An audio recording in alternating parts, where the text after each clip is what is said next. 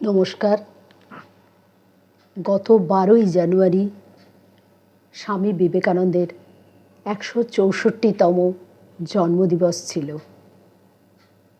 আমি আজ কবি অনুপম সৌরীশ সরকারের লেখা আলোকপুত্র কবিতাটি পাঠ করে তাঁর চরণে আমার সশ্রদ্ধ প্রণাম নিবেদন করলাম।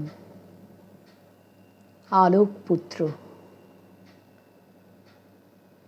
এত আলো তুমি কোথায় পেয়েছিলে বিবেকানন্দ?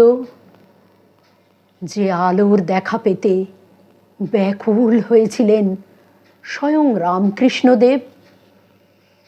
কোথায় পেয়েছিলে এত আকাশ, যা বক্ষে নিয়ে তুমি ভেঙেছিলে একের পর এক খাঁচা ও শৃঙ্খল? এত পবিত্র রক্ত তুমি কোথায় পেয়েছিলে, যা দিয়ে তুমি ধুয়ে দিতে চেয়েছিলে যিশুর পা? এত ত্যাগের মন্ত্র তুমি কোথায় পেয়েছিলে বিবেকানন্দ, যে মন্ত্র বুকে নিলে তুচ্ছ হয়ে যায় যত স্বার্থপরতা, যত মোহ, যত ভ্রান্তি? কোথায় পেয়েছিলে এত শক্তি, এত অনন্য মেধা, এত ধীশক্তি?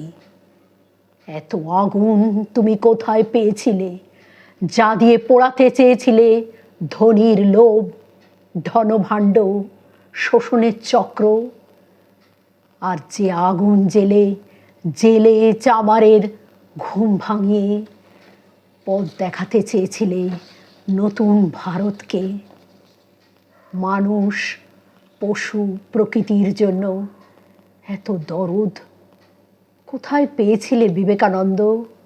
কোথায় পেয়েছিলে স্বদেশের জন্য আত্মবলিদানের এত আবেগ, যে আবেগকে সম্মান জানাতে গিয়ে মাত্র 39 বছর বয়সে ধারণ করেছিলে এত ব্যাধি?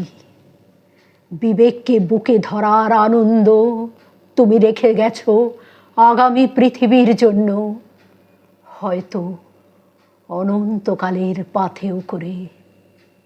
এত বিবেক তুমি কোথায় পেয়েছিলে বিবেকানন্দ?